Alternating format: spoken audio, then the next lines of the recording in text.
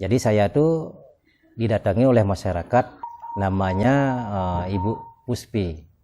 Jadi Ibu Puspi ini punya anak tidak bisa jalan dan tidak bisa berbicara.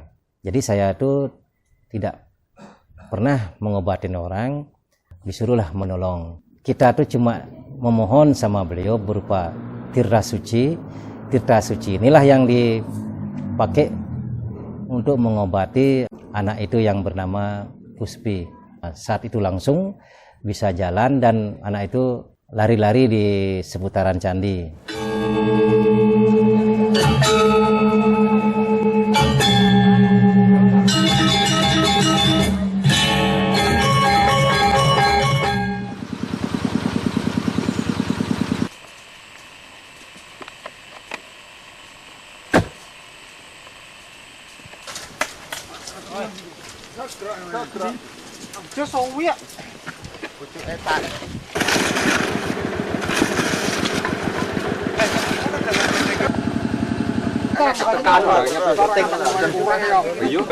Langsung munggah-munggah ngono penak lho. Piye? Iki mau banyu langsung tekere langsung teko langsung munggah.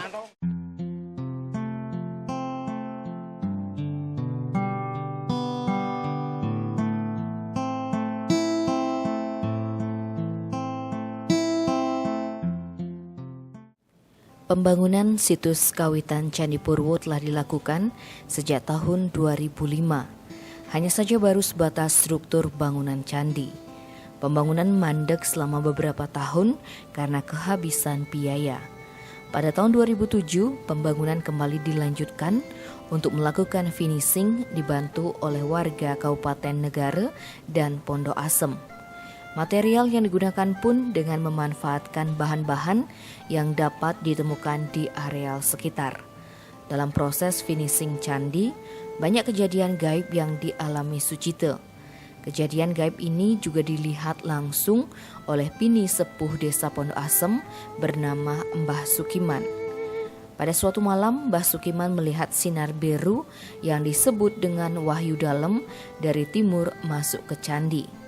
Melihat hal itu, Mbah Sukiman lari menuju candi sekitar pukul 1 malam untuk memastikan sinar tersebut. Ia pun membangunkan Sucite yang saat itu berada di candi. Mbah Sukiman pun menceritakan apa yang ia lihat dan menanyakan perihal sinar tersebut kepada Sucite. Sucite menjawab bahwa ia tak pernah melihat sinar tersebut. Mbah Sukiman menjelaskan bahwa sinar tersebut merupakan wahyu agung yang merupakan sebuah pertanda. Namun, baik Mbah Sukiman maupun Sucite tidak paham pertanda yang dimaksud.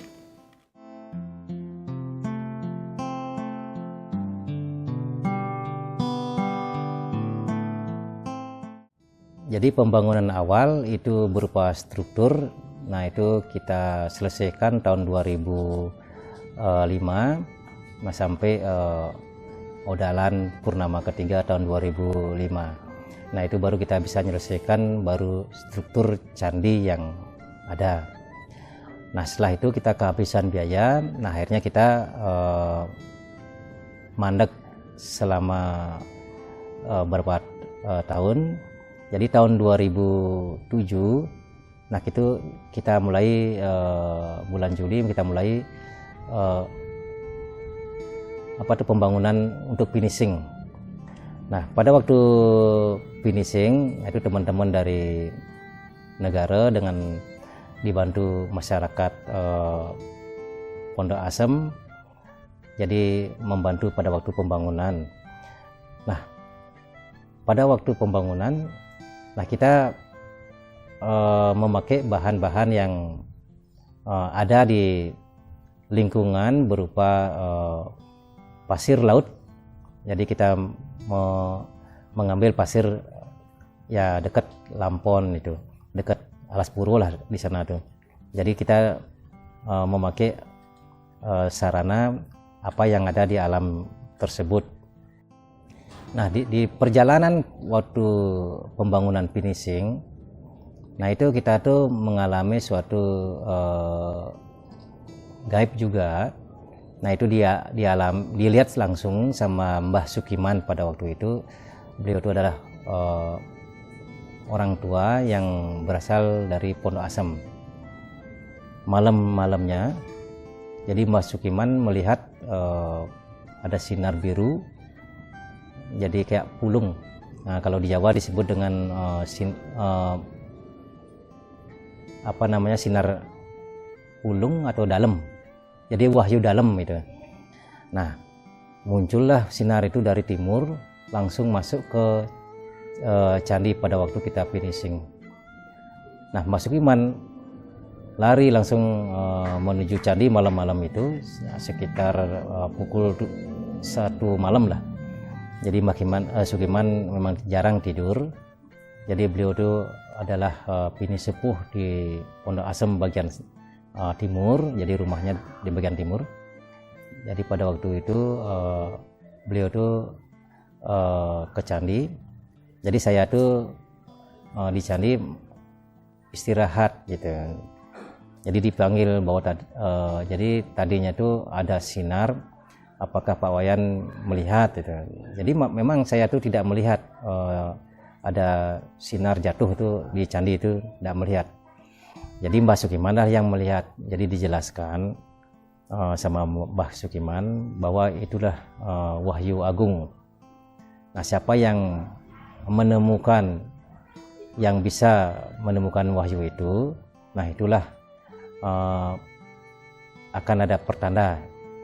Entah pertandanya apa nanti, nah kita belum tahu. Jadi apa yang dikatakan Mbah Sukiman, saya kan ingin membuktikan apakah benar.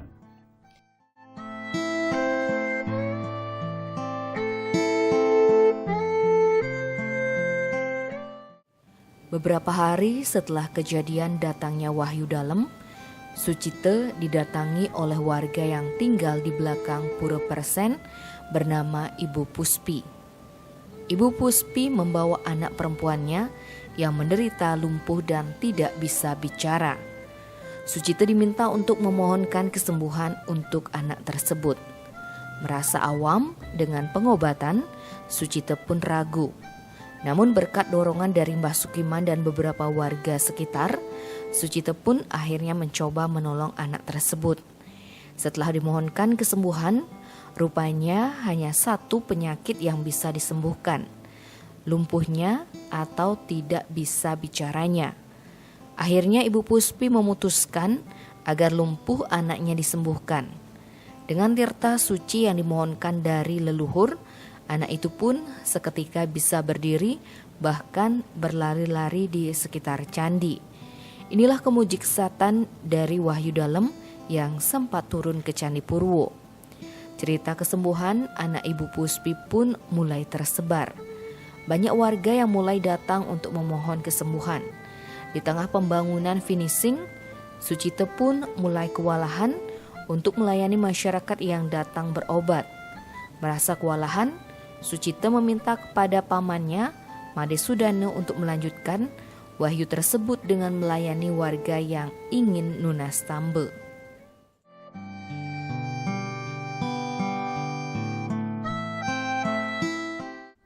Nah, jadi beberapa harinya setelah kejadian itu, jadi saya tuh didatangi oleh masyarakat yang ada di daerah Persen, namanya Ibu Puspi.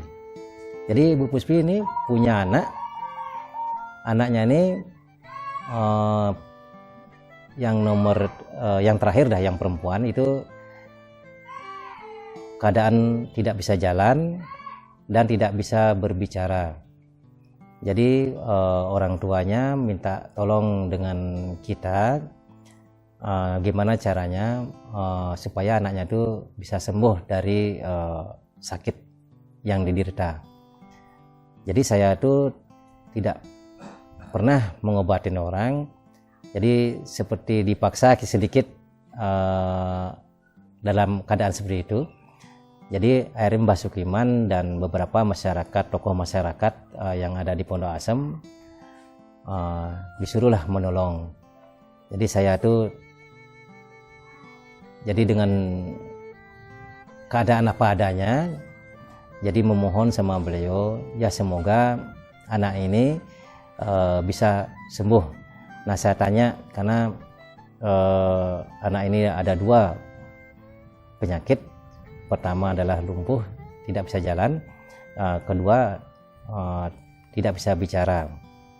Jadi beliau itu memberikan cuma 1 yang bisa diambil, apakah lumpuhnya diobati, apakah bicaranya. Nah, akhirnya Ibu Puspi memutuskan supaya anaknya biar bisa jalan.